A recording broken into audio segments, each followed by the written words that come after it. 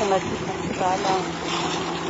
L'atout principal de Sodebo pour battre ce record, c'est d'avoir un bateau aujourd'hui plus performant que celui qu'avait Francis à l'époque.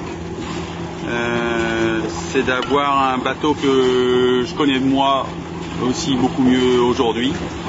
Et c'est d'avoir été patient jusqu'à aujourd'hui pour le battre. Je pense que la patience est une des armes du recordman. Qu'est-ce que tu redoutes en solitaire, en multicoque?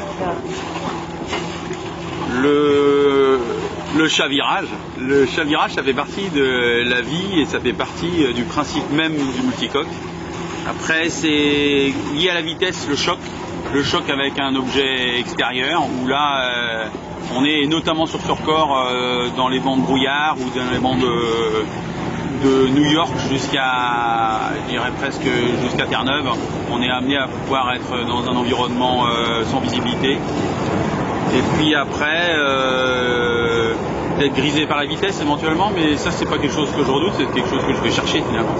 Justement, si on parle de la vitesse, traverser l'Atlantique en 6 jours et quelques heures, parce que le record est de 6 jours 4 heures, ça veut dire une vitesse de combien? C'est quoi, 200 km à l'heure sur l'eau pendant 5 jours ou 6 jours?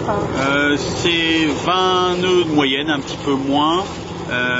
C'est ridicule si je le transcris en km/h.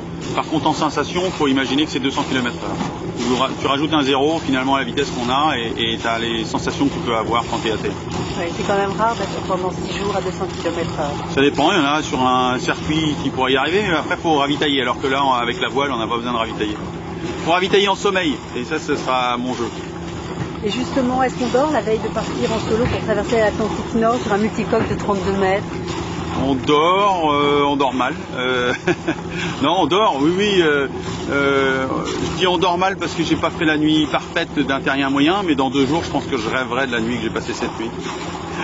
Et non, je suis sur mes 2 oreilles et j'ai envie d'y aller, j'ai faim et j'attends ça depuis des années et c'est un record qui m'est cher et qui représente beaucoup de choses pour moi, qui représente une histoire avec Laurent Bourgnon, qui représente une histoire avec Sodebo, de l'avoir tenté en 2005 sans l'avoir réussi.